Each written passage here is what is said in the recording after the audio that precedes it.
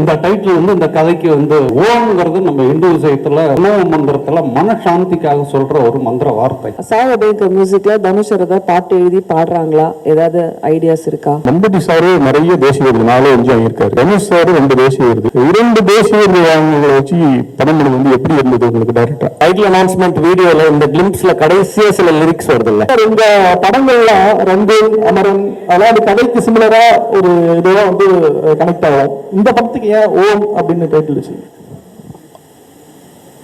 Everything begins with ஓம் அப்படின்னு நான் நினைக்கிறேன். அண்ட் இதுக்கு வந்து கதைக்கும் இந்த சொல்லுக்கும் ரொம்ப தொடர்புகள் வேற வேற லெவல்ஸ்ல இருக்கு, வேற வேற லேயர்ஸ்ல இருக்கு. அடுத்தது இதை பத்தி தொடர்ந்து அடுத்தடுத்த டீசர்ஸ் கொடுக்கும்போது it's too early to explain the title நினைக்கிறேன் நான். அடுத்தடுத்த டீசர்ஸ் அண்ட் அடுத்தடுத்த மெட்டீரியல்ஸ் வரும்போது you will have the answer sir. Sir, இங்கே ஏற்கனவே கன்னடத்தில் உபேந்திரா நடித்து ஓமுன்னு ஒரு படம் வந்து மிகப்பெரிய ஹிட்டு. இன்றைக்கும் அது ரசிகர்கள் மத்தியில் இருக்குது. அதே டைட்டில் யூஸ் பண்ணுறதுக்கு எனி ரீசன் சார்? இல்லை சார், இது வந்து இந்த படத்துக்கும் இந்த கதைக்குமான சூழலுக்கு ரொம்ப பொருத்தமான ஒரு வார்த்தையாக இருந்தது. இப்போ நிறைய டைட்டில்ஸ் ரிப்பீட் ஆகுது. இப்போ நம்ம ஏற்கனவே பண்ண படம் கூட அது முன்னாடி 90s ஏர்லியராக வந்த கார்த்திக் சாருடைய படம் தான். அது நம்ம பண்ணது மட்டும் இல்லை, மற்ற ஃபில்ம் மேக்கர்ஸ் பண்ணுற படமும் Love Today are many films, even தனுஷரோட நிறைய படங்கள் கூட பழைய படங்களுடைய டைட்டில்ஸை ரிப்பீட் பண்ணியிருக்கு. பட் இது வந்து ஏதோ ஒரு சென்சேஷனுக்காக வைக்கப்பட்ட ஒரு டைட்டில் இல்லை.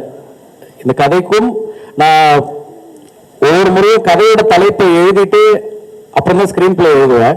அந்த மாதிரி இதுவும் ஒரு முக்கியமான தலைப்பாக ஃபைனல் டிராஃப்டில் நம்ம ஆரம்பிக்க முன்னாடியே எழுதி அதுக்கப்புறம் தொடங்கின ஒரு திரைக்கதை தான் இது. ஸோ இதுக்கும் கதைக்கும் ஆழமான ஒரு சம்பந்தம் இருக்கிறதுனால தான் இருக்கு சார். சார் ராஜ்குமார் சார், நான் வேலையில வச்சிருந்தேன் கார்த்திக் சார். இந்த சாப்பு பேக்ரவுண்டு, சிகப்பு பேக்ரவுண்ட் கம்யூனிசத்தை குறிக்குதா செம்மரத்தை குறிக்குதா? இல்லை சார், அதுலேயே வந்து எழுத்தாக என்னென்ன விவரிச்சிருக்கு. அதில் வந்து சாப்டர் 1 உதிரம் த பிளட் வுட் அப்படின்னு இந்த ஓம்ங்கிற படத்துக்குள்ள இந்த பார்ட் 1, அதாவது சாப்டர் 1 அப்படிங்கிறது உதிரம் த பிளட் வுட் அப்படின்னு இருக்கு. அதுலேயே அது it is there is nothing to hide. அதில் பிக்சர்ஸ்ல இருக்கு, விஷுவல்ஸ்ல இருக்கு, கேப்ஷன்ல இருக்கு. இது எது சம்பந்தப்பட்டது கான்ஃபிளிக்ட் அப்படிங்கிறது அதை கொஞ்சம் பார்த்தாலே புரிஞ்சிரும்னு நினைக்கிறேன். கண்டிப்பா சார். அதே மாதிரி நீங்க அமரன்ல வந்து இந்திய ராணுவத்தை இந்தியர்களை பெருமைப்படுத்தினீங்க. இதுல வந்து செம்மர கடத்தல்னாலே தமிழர்கள் தான் கடத்துறதா ஆந்திராவில் அடிச்சு கொள்ளுவாங்க அப்படின்லாம் நம்ம கேள்விப்பட்டிருக்கிறோம். இது தமிழர்களை பெருமைப்படுத்துற மாதிரி சோ இல்லை, இது வந்து சார் எந்த சாராரையும் பெருமைப்படுத்துவதற்கோ இழிவுபடுத்துவதற்கோ எடுக்கப்படுற ஒரு படம் இல்லை. இது இருக்கிற சூழ்நிலைய ஒரு கமர்ஷியல் சினிமாவா அதே மாதிரி சிந்திக்க வைக்கிற ஒரு சினிமாவா பிரசன்ட் பண்ற ஒரு படமா இருக்கும் இது. அதே மாதிரி கார்த்திகேயன் மம்முட்டி சார் பேர் சொன்னீங்க. இவர் பேர் அண்ணாமலையா? அண்ணாமலைக்கு ஆராய்கிறாங்கிற ஒரு தனுஷ் என்ட்ரி ஆகிறப்போ இதுல என்ன பேர் சொல்லல சார். அவங்க சொல்றது அண்ணாமலையாருக்கு அரோகரான்னு சொல்றாங்க சார். டாக்டர் சார், இப்போ இந்த ஓம்ங்கிற வார்த்தைக்கு சமஸ்கிருதத்தில் சோம்னு ஒரு வார்த்தை இருக்குது. அதாவது சோமபானம் சுராபானம்னு சொல்லுவாங்க. அந்த சோமுங்கிற வார்த்தை மருவி தான் ஓமா வந்திருக்கு. சோம்னு சொன்னா கஞ்சான ஒரு பொருள் இருக்கு. எப்படி அதுல இருந்து மறி வந்திருக்கு? இந்த உண்மை தெரிஞ்சிருக்குங்களா? அப்படி இல்லை சார். ஐ திங்க் சான்ஸ்கிரிட்ல ஓம்காரா அப்படிங்கிறது ஓம்கான விளக்கமா இருக்கு சான்ஸ்கிரிட்ல. நம்ம சொல்ற ஓம் அதுதான். அண்ட் அதை தாண்டி இந்த ஓம்க்கு வந்து படத்துக்குள்ள டிராவல் பண்ணும்போது படம் வெளியாகிறதுக்குள்ள அதுக்கான எக்ஸாக்ட் விளக்கம் என்ன, இந்த படத்துக்கும் ஓம் அப்படிங்கிற சொல்லுக்கான சம்பந்தம் என்னங்கிறது ரொம்ப ஈஸியா எல்லாருக்கும் புலப்படுற ஒரு விஷயமா இருக்கும் அடுத்தடுத்து பண்ற ப்ரொமோஷன்ஸ்ல. ஸோ இதுல அந்த அளவுக்கு இது எனக்கு புது இன்ஃபர்மேஷனா இருக்கு நீங்க சொல்றது. ராஜ்குமார் சார், என்ன சுந்தரம் சார், உண்மை கதை நீங்க அமரன் எடுத்தீங்க. இந்த படம் கூட 2015 நடந்த ஒரு உண்மை சம்பவமா தெரியும். நாங்கள் வெளிப்படையா சொல்லல, ட்ரெய்லர்ல தெரியுது. இந்த உண்மை சம்பவங்கள் வந்து எல்லாருக்குமே தெரிஞ்ச கதையா இருக்கும். அது வந்து சினிமாவில் எடுக்கக்கூடிய சவால் என்ன? அப்புறம் வந்து இதுதான் தனுஷாருடைய லைஃப்லயே பெரிய பட்ஜெட்ல உருவாயிருந்தாங்க. இந்த கதைக்கு ஏன் அவ்வளவு பெரிய பட்ஜெட்? இல்லை சார், இன்னைக்கு வந்து ஃபர்ஸ்ட் நான் வந்து இந்த உண்மை சம்பவங்கள் பத்தி நீங்க சொல்றதுக்காக சொல்றேன். ஐ திங்க் எல்லா கதையும் எனக்கு தெரிஞ்சு எல்லா ஃபில்ம் மேக்கர்ஸுமே வந்து they inspire ideas from they get inspired for ideas for concepts from daily life இல்லை அவங்க வாழ்க்கையில் நடந்த சம்பவங்கள், இல்லை அவங்க ஃப்ரெண்டு வாழ்க்கையில் நடந்த சம்பவங்கள். ஸோ என்ன ஜானர் நான் படம் பண்ண நினைக்கிறோங்கிறது தான் முக்கியம்னு நினைக்கிறேன் நான். ஸோ போன படம் வந்து ஒரு பயோகிராஃபிக்கல் பிக்சர், ஒரு மிலிட்ரி பேசிஸில் பண்ண ஒரு படம். அது ஒரு ஆர்மி சோல்ஜர், ஒரு ஆர்மி மேஜருடைய வாழ்க்கை படமாக வந்தது. அது இப்போ பண்றது அதுக்குன்னு சில தன்மைகள் இருக்கு. பட் எந்த படமா இருந்தாலும் வெறும் அந்த உண்மை சம்பவத்தை மட்டுமே எடுத்து நம்ம படம் பண்ணோம்னா அது வந்து அதுக்கு ஸ்கிரீன் பிளேன்னு ஒன்று ரொம்ப முக்கியம்.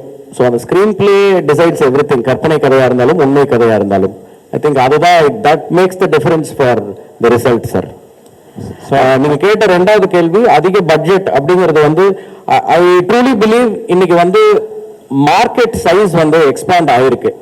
நம்ம வந்து அதை எல்லாருமே பார்க்குறோம். ஒரு படம் நல்லா போச்சு அப்படின்னா ஒரு சிறிய பொருட்செலவில் எடுத்திருந்தாலும் சரி, வளர்ந்து வரும் நடிகர்கள் இல்லை புதுமுக நடிகர்கள், even Malayalam cinema or any region வந்து இப்போ இன்னைக்கு வந்து பேரியரா இல்லாம ஒரு சின்ன படம் கூட வந்து, அதாவது கம்மி பொருட்செலவில் எடுக்கப்பட்ட ஒரு படம் கூட வந்து இன்னைக்கு crores and crores of money collect பண்றதை நம்ம பார்க்க முடியுது.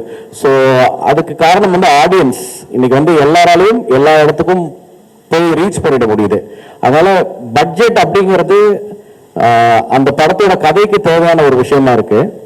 காட்டு பகுதிகளில் நடக்கும்போது ஏதாவது விபத்துகள் ஏற்பட்டு அவங்க வந்து உண்மையான டாக்டரா வந்துட்டு ஏதாவது ஒர்க் பண்ணாங்களா? வந்து இல்லை சார், அவங்களுக்கு வந்து அவங்களுடைய ஆக்டிங்க்கு ஆக்டர்ஸா அவங்க ரோல்ஸுக்கு ப்ரிப்பேர் ஆகிறதுக்கு இந்த படத்துல வேலை சரியா இருக்கு ரெண்டு பேருக்கும்.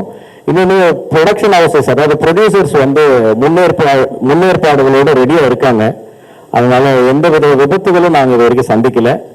அண்ட் அப்படி ஏதாவது சின்னதா பிரச்சனை, சில இடர்பாடுகள் வரும், சில தடங்கல்கள் ஏதாவது இருந்தா கூட அது வந்து அவங்க ரொம்ப துரிதமா செயல்பட்டு உடனே அதை சரி பண்ணி கொடுத்துட்றாங்க. ஸோ அந்த மாதிரி சுச்சுவேஷன் எதுவும் வரல சார். அமரன் படத்துலையும் சாய் பல்லவி இருந்தாங்க, ஓம்லேயும் இருக்காங்க. பர்டிகுலராக என்ன ஸ்பெஷல் ரீசன் அவங்க இந்த படத்தில் கமிட் பண்ணியிருக்கீங்க? செகண்டரி சாய் அபயங்கர் மியூசிக்கில் தனுஷ் ஏதாவது பாட்டு எழுதி பாடுறாங்களா? ஏதாவது ஐடியாஸ் இருக்கா? இல்லை, இப்போ நம்ம பார்த்த இந்த டைட்டில் அனௌன்ஸ்மெண்ட் வீடியோவில் இந்த கிளிம்ஸ்ல கடைசியாக சில லிரிக்ஸ் வருது இல்லை, வீரா அப்படின்னு, அது வந்து தனுஷ் சார் எழுதுனது தான். அது அந்த வரிகள் கூட தனுஷ் சார் எழுதுனது தான். அண்ட் ஏற்கனவே படத்துக்காக ஒரு சாங் வந்து ஃபிலிம் பண்ணிட்டோம். அண்ட் சாய் பல்லவி அவங்க இந்த படத்தில் இருக்கிறது வந்து அவங்க மட்டும் இல்லை, நான் எப்பயுமே ஒரு கேரக்டருக்கும் ஆர்டிஸ்ட் சூஸ் பண்ணும்போது ஒரு பெர்ஃபார்மர் அந்த ரோலுக்குள்ள வரணும்னு நினைப்போம். ஸோ அப்படி அவங்களுக்கு சூட்டபிளாக இருக்கிற ஒரு ரோலுக்கு அவங்க நடிக்கிறாங்க. இதில் அந்த படத்துலையும் அவங்களுக்கு அந்த ரோல் ரொம்ப சூட்டபிளாக இருந்துச்சு, அதனால பண்ணாங்க. எஸ். இங்கே ஷாலினி, ஆக்சுவலி மம்பூட்டி சார் அவரோட படங்களே வந்து அவ்வளோ ஈஸியான கதையோ கேரக்டரோ சூஸ் பண்ண மாட்டார். ரொம்ப சாய்ஸ் ரொம்ப வந்து யூனிக்காக இருக்கும்.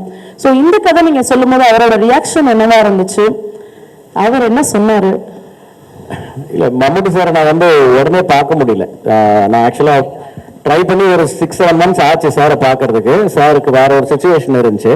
பட் நான் கதை சொல்றதுக்கு ஒரு நாள் அவர் சென்னையில் இருக்கும்போது அவர் என்னை கூப்பிட்டுருந்தார். நான் அதுக்கு முன்னாடி அவரோட டச்சில் இருந்தேன். சென்னைக்கு அவரோட வீட்டுக்கு வந்திருக்கும் போது கூப்பிட்டுருந்தாரு. அப்போ நான் போய் மீட் பண்ணி ஒரு 2 மணி நேரம் நான் அந்த கதையை அவருக்கு எக்ஸ்பிளைன் பண்ணேன். அது பேசி முடிக்கும் போது அவருக்கு சில டவுட்ஸ் இருந்தது. அந்த டவுட்ஸை கேட்டுட்டு அன்னைக்கு அந்த மீட்டிங்லேயே நான் இந்த கேரக்டர் பண்றேன் அப்படின்னு சொன்னாரு. ராஜ்குமார் சார், மம்பூட்டி சாரு நிறைய தேசிய விருது 4-5 வாங்கியிருக்காரு. தனுஷ் சாரு 2 தேசிய விருது. 2 தேசிய விருது வாங்கினதை வச்சு படம் பண்ணது வந்து எப்படி இருந்தது உங்களுக்கு டைரக்டா? ரொம்ப சுலபமா இருந்தது. என்ன சார், அவங்க 2 பேருமே வந்து they come with their own legacies and அவங்களுக்கான ஒரு கிளாரிட்டியோட வராங்க. ஸோ கம்யூனிகேஷன் ஃபர்ஸ்ட் ரொம்ப ஈஸி ஆயிடுது. அப்புறம் அவங்களுடைய கொலாபரேஷன் வந்து ரொம்ப படத்துக்கு ஹெல்ப்பா இருக்கு. அது ஒரு டைரக்டர்ஸ் டிலைட் இந்த 2 ஆக்டர்ஸுமே.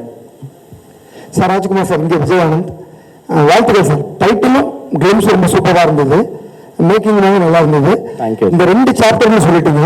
ஸோ 2மே இப்போவே ஷூட் பண்ணுவீங்க? இல்லை ஃபர்ஸ்ட் பார்ட் ரிலீஸ்க்கு அப்புறம் தான் செகண்ட் பார்ட் பற்றி இருக்கணும்? ஸ்கிரிப்ட் ஒர்க் முடிச்சா சார் 2க்கும்? இல்லை சார், இது வந்து முதல் சாப்டர் தான் இப்போ ஷூட் பண்ணிட்டு இருக்கோம். இது முடிச்சதுக்கு அப்புறம் தான் அடுத்ததுக்கான ஒர்க் எல்லாம் அப்பதான் ஆரம்பிக்கும். ஸ்கிரிப்ட் ஒர்க்குன்றதை தாண்டி இதுக்குன்னு ஒரு பெரிய ரிசர்ச் ஒர்க் நடந்திருக்கு. ஸோ அது ஒவ்வொரு பகுதியாக வரும் அப்படிங்கிறது தான் சார். அண்ட் இந்த சாப்டர் 1க்கு ஒரு தொடக்கம், ஒரு மிடில், ஒரு எண்ட் அப்படின்னு இந்த படத்தோட கதை முழுமையா இந்த பார்ட்லயே முடிஞ்சிடும். இந்த சாப்டர் 1லயே அது முடியும். S. Sir, Akshay from the Newman Express. Sir, here. Yes. Yeah. Hi, sir. And நீங்கள் வந்து இந்த டைட்டில் அனௌன்ஸ்மெண்ட்டுக்கு அப்புறம் ஒன்று சொல்லியிருந்தீங்க, இந்த மாதிரி வந்து தனுஷ் சார் வந்து ஆர்டிஸ்டிக் சென்சிபிலிட்டிஸ் அண்ட் கமர்ஷியல் சினிமாக்கான சென்சிபிலிட்டிஸை வந்து நல்லா இது பண்ணியிருந்தாரு, பேலன்ஸ் பண்ணியிருந்தாருன்னு சொல்லிட்டு. How was it for you to write? ஏன்னா இப்போ ஸ்டார்ஸுமே நிறைய வந்துட்டாங்க, மம்முட்டி சார் அண்ட் தனுஷ் சார். உங்களுக்கு அந்த சென்சிபிலிட்டிஸை பேலன்ஸ் பண்ணுறது எப்படி இருந்துச்சு ரைட்டரா? இல்லை சார், இது வந்து ஆக்டர்ஸை காஸ்ட் பண்ணிட்டு அப்புறம் போய் எழுதின ஸ்கிரிப்ட் இல்லை. இது நம்ம ஸ்கிரிப்ட் பண்ணிட்டு ஐயோ இந்த கேரக்டர் இவங்க பண்ணால் நல்லா இருக்குமேனு அவங்களோட அப்பாயின்மெண்ட் அந்த அவங்களோட லிசனிங் அந்த நரேஷன் டைம் கிடைக்கிற வரைக்கும் வெயிட் பண்ணி ஒவ்வொருத்தரையும் காஸ்ட் பண்ணி இவங்க எல்லாரும் உள்ள வந்திருக்காங்க. ஸோ அவங்களுக்கு அந்த கேரக்டர் கேட்கும்போது அவங்களுக்கு பிடிச்சிருந்தது. யாரும் வந்து இப்படி பண்ணுங்க அப்படி பண்ணுங்கன்னு சொல்லி எந்த ஒரு அந்த மாதிரி விவாதங்களுக்குள்ள இது ஃபார்ச்சுனேட்லி போகல. ஸோ எல்லாரும் சந்தோஷமா அவங்கவுங்க பார்ட்ல வந்து நடிக்க வந்திருக்காங்க. அண்ட் என்கிட்ட ஏற்கனவே இதுக்கான கேரக்டர்ஸ் இருந்தது, அந்த செட்டப் இருந்தது, அதனாலதான் அவங்களை காஸ்ட் பண்ண முடிஞ்சது sir. Sir Rajesh yes sir. Sir வாழ்த்துக்கள். முதல்ல அமரன்ற ஒரு நல்ல படத்தை கொடுத்தீங்க, ஒரு ஹீரோவா பண்ணீங்க, பக்காவா பண்ணீங்க. பட் இந்த படத்துல வந்து பார்த்தா ஒரு ஃபாரஸ்ட் பிரிகண்டை வந்து ஒரு ஹீரோவா காட்டுற மாதிரி இருக்கு டீசர் எல்லாம் பார்க்கறதுக்கு. பட் இதை நீங்க எப்படி பார்க்கணும்? ஒரு ஹீரோவா காமிச்சிங்க, பட் இந்த மாதிரி ஒரு நெகட்டிவ் ஷேடா இருக்கவங்களை ஹீரோவா காமிச்சா நெக்ஸ்ட் சொசைட்டி எப்படி இருக்கும்ன்றதை நீங்க ஃபீல் பண்றீங்க சார்? ஏன்னா வந்து ஃபாரஸ்ட் பிரிகண்ட்ன்றது ஒரு தப்பானது தான், காட்டை அழிக்கிறவங்க தான். இதுல வந்து நீங்க சொல்ல வர்றது வந்து இந்த காட்டை அழிக்கிறதுக்கு உறுதுணையாக இருக்கக்கூடிய அந்த கூலி ஆட்கள் திருவண்ணாமலை காமிச்சிருக்காங்க. ஏன்னா நீங்க இங்க இந்த ராயல்சீமா அந்த சைட்ல எல்லாம் பாத்தீங்கன்னா பிளஸ் திருப்பதி அந்த சைட்ல எல்லாம் வந்து ரெட் சாண்டர்ஸை வந்து அறுக்கிறதுக்கோசரம் இங்க இருந்தா கூப்பிட்டு போறாங்க, திருவண்ணாமலையில இருந்தா. அதை பேஸ் பண்ணி தான் இந்த புஷ்பான ஒண்ணு பண்ணாங்க. அங்கேயும் வந்து ஒரு ஃபாரஸ்ட் பிரிகண்டை வந்து அவனை தான் ஹீரோவா காமிக்கிறாங்க. பட் உங்க படத்துல எப்படி காமிச்சிருக்கீங்க? இதுல வந்து அதை தான் வந்து நீங்க முக்கியத்துவம் காட்டுறீங்களா? அதான் சார், இது வந்து இப்போ நீங்க படத்துல பார்த்தது வந்து ஒரு காட்சி. அந்த காட்சியை வச்சு ஹீரோடைய கேரக்டர் என்ன, இதுல நம்ம என்ன சொல்ல வரோம் அப்படின்னு ஒவ்வொருத்தருக்கும் ஒரு பெர்ஸ்பெக்டிவ் தோணும். மேபி அந்த டிஸ்கஷன்ஸ் ஓப்பன் பண்றதுக்கு தான் நம்ம ஒரு வீடியோ கொடுக்குறோம். ஸோ உங்க பார்வையில் அது அப்படி இருக்கு. பட் இதை தாண்டி படத்துல நிறைய விஷயம் இருக்கு, அது வரும்போது அது எல்லாம் ஜஸ்டிஃபை பண்ணணும்னு நினைக்கிறேன் சார். சார் ராஜ்குமார் சார், ஆக்சுவலாக உங்களோட ஃபர்ஸ்ட் படம் ரிலீஸ் ஆகி இந்த ஆல்மோஸ்ட் 9 years ஆச்சு. ஸோ இப்போ நீங்கள் மோஸ்ட்லி 3 films தான் பண்ணியிருக்கீங்க. ஸோ நீங்களும் ஒரு படைப்பாளிகள் இவ்வளோ டைம் எடுத்துக்கிறீங்க. ஃபர்ஸ்ட் காரணம் பிரம்மாண்டத்திற்காகவா இல்லை ஹீரோயோட கால் ஷீட்டுக்காகவா? ஏன்னா நீங்கள் மட்டும் இல்லை, இப்போ 96 பிரேமா இருக்கட்டும், துருவங்கள் 16 கார்த்திக் நாராயணா இருக்கட்டும், இவங்க எல்லாருமே ரொம்ப டைம் எடுத்துக்கிறாங்க. குறைந்தது அந்த நித்திலனா இருக்கட்டும். ஸோ என்ன இவ்வளோ டிலே ஆகுது அப்படின்னு தெரியல சார். இது ஒரு படத்துக்கும் ஒவ்வொரு விதமான படிப்பினைகள் வரும். இப்போ பார்த்தீங்கன்னா நான் இப்போ இந்த படம் வந்து February 20 ஷூட்டிங் ஆரம்பித்தோம், October 16 ரிலீஸ்னு போட்டிருக்கோம். கரெக்டாக 8 மாதம் நினைக்கிறேன், 8-9 மாசமா தெரியல எனக்கு. 8 மாசத்துல அந்த படத்தை முடிச்சு ரிலீஸ்க்கு கொண்டு வரோம். ஸோ இப்படியும் சில நேரங்களில் அனுபவங்கள் இருக்கும். பட் நீங்கள் கேட்ட கேள்விக்கு பதில் சொல்லணும் அப்படின்னா, சினிமா அப்படிங்கிறது வந்து ஒரு டைரக்டர் கதை எழுதி வீட்டில் ரெடி ஆகிட்டா மட்டும் படம் பண்ணிட முடியாது. அதில் நிறைய விஷயங்கள் கோஇன்சிடென்டலாக சேர்ந்து வரணும், அதுக்கு ஒரு அமைப்பு வரணும். அது எல்லாரும் சேர்ந்து எல்லா விஷயங்களும் சேர்ந்து அமையும் பொழுது தான் ஒரு படம் நடக்குது. அண்ட் சம்டைம்ஸ் தாமதங்கள் ஏற்படும், படங்கள்கள் வரும், சில நேரம் வேகமாக நடக்கும். நம்ம இப்போ ரோட்ல போகிறோம், ஒரு நாள் வந்து எல்லா சிக்னலும் கிரீனாகவே இருக்கும், அப்படியே வேகமாக போயிடுவோம். சில நேரம் டிராஃபிக் இருக்கும், எல்லா இடத்துலையும் நம்ம போய் நிற்கிற நேரம் மட்டும் ரெட் சிக்னல் விழும். அந்த மாதிரி ஒரு சுச்சுவேஷன் தான் அது. அவங்களுக்கான கால சூழல், அந்த நேரம் இண்டஸ்ட்ரி இருக்கிற சூழ்நிலை, அதுதான் காரணம்னு நினைக்கிறேன். யாருமே வந்து டிலே பண்ணணும் அப்படின்னு நினைச்சு யாரும் பண்ண மாட்டாங்க. பட் ப்ரிப்பரேஷன் டைம் எடுத்துக்கிறது நல்லது சார். எனக்கு இந்த டைம் எல்லாமே வந்து ஸ்கிரிப்டுக்கு ஹெல்ப் பண்ணிருக்கு. நீங்க சொன்ன அந்த 9 வருஷத்தை நான் ரியலைஸ் பண்ணல. அந்த வெயிட்டிங் டைமும் ஃபில்ம் மேக்கிங்கோட ஒரு part and parcel of that ப்ராசஸ்ன்னு நினைக்கிறேன் நான், at least for directors. Yes sir. Jayachandran பேசுறேன். இந்த sir hello sir. Yes sir. இந்த 20 பேர் என்கவுண்டர் பண்ணாங்க, திருவண்ணாமலையில் பாதிக்கப்பட்டாங்க. அதை பேஸ் பண்ணி புஷ்பா மாரி அதை வச்சு புஷ்பா மாரி பண்றீங்களா அல்லது அது டாக்குமெண்ட்ரியா பண்ண போறீங்களா? இல்லை சார், இது feature film first of all. And sir வேறு சில படங்கள் அது வந்து ஒரு படம் அப்படின்றது வந்து ஒரு டாபிக் எடுத்து பண்ணியிருந்தா அந்த படம் வந்து நம்ம நினைவுல ஒரு விதத்தில் இருக்கும். இது வந்து எனக்கு ரொம்ப நாளா நினைவுல இருக்கிற சில நிகழ்வுகளை, சில நிதர்சனங்களை மையமா வச்சு அதுக்கு மேல நிறைய எலிமெண்ட்ஸ் வச்சு நிறைய ரிசர்ச் பண்ணி உருவாக்கி இருக்கிற ஒரு திரைக்கதை. ஸோ இதுக்கும் வேற எந்த படங்களுக்கும் சம்மந்தம் இல்லைன்னு நினைக்கிறேன் நான்.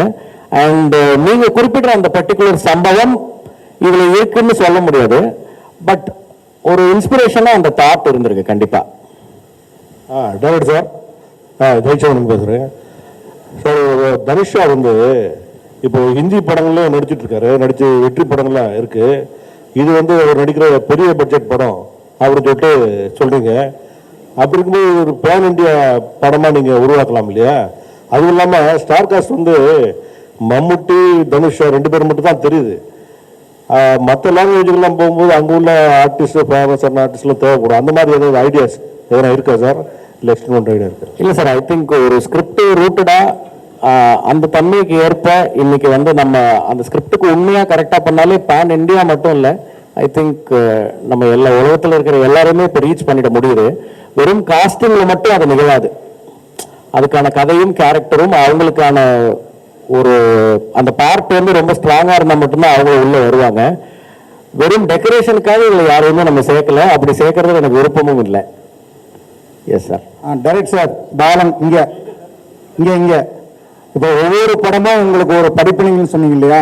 அமர் ரங்கனா இருக்கட்டும், இல்லை அமரனா இருக்கட்டும், இந்த படமா இருக்கட்டும், அந்த 3 படத்துலையும் 3 ஹீரோக்கள்கிட்ட நிறைய அனுபவங்கள் இருக்கும். அதை பற்றி கொஞ்சம் சொல்லுங்க. 3 ஹீரோக்கள்கிட்ட கிடைச்ச படிப்பினை அனுபவம் ஏதாவது சொல்லுங்க. சார், அனுபவம் அப்படின்றது வந்து நாட் ஜஸ்ட் வித் ஹீரோஸ். நம்ம ஒர்க் பண்ற ப்ரொடியூசர்ஸ் கிட்ட இருக்கும், கூட ஒர்க் பண்ற அசிஸ்டன்ட் டைரக்டர்ஸ் கிட்ட இருக்கும். அண்ட் அதுல வந்து ஒவ்வொரு ஜேர்னி ஒரு மாதிரி இருக்கும். It's a collaborative process. முதல் படத்துல எனக்கு கௌதம் கார்த்திக் நடிச்சாரு. அவர் இப்போ வரைக்கும் எனக்கு இப்போ நம்ம இங்க உட்காந்து இந்த டீசர் நீங்க இங்க பார்த்துட்டு இருக்கும்போது ஆல்ரெடி ஆன்லைன்ல ரிலீஸ் ஆயிடுச்சு. ஸோ 3வது ஆளா எனக்கு விஷ் பண்ணது, ஆர் அட்லீஸ்ட் அவர் ஃபர்ஸ்ட் கூட விஷ் பண்ணிருக்கலாம், நான் 3வது அவரோட மெசேஜ் தான் பார்த்தேன். ரொம்ப சந்தோஷமா டைட்டில் பத்தி அந்த டீசர்ல காட்டின அந்த விஷயங்கள் பத்தி எல்லாம் ரொம்ப எக்ஸைட்டடா பேசிட்டு இருந்தாரு. எனக்கு சத்தத்துல ரொம்ப கேட்கல. ஸோ அந்த நட்பு தொடர்பு இன்னும். அண்ட் அதே மாதிரி போன படம் நான் ஒர்க் பண்ண சிவகார்த்திகேயன், ஸோ அவரும் வந்து அந்த படத்துல ஒரு கரெக்டான ஒரு நேர்த்தியான ஒரு அனுபவம் இருந்தது. இப்போ தனுஷரோட ஒர்க் பண்றது வந்து எனக்கு ரொம்ப க்ளோஸ் டு தி ஹார்ட்டா இருக்கு, ரொம்ப பிளசண்டா இருக்கு. தினம் தினம் ஏதாவது ஒரு ஆச்சரியம் நிகழுது.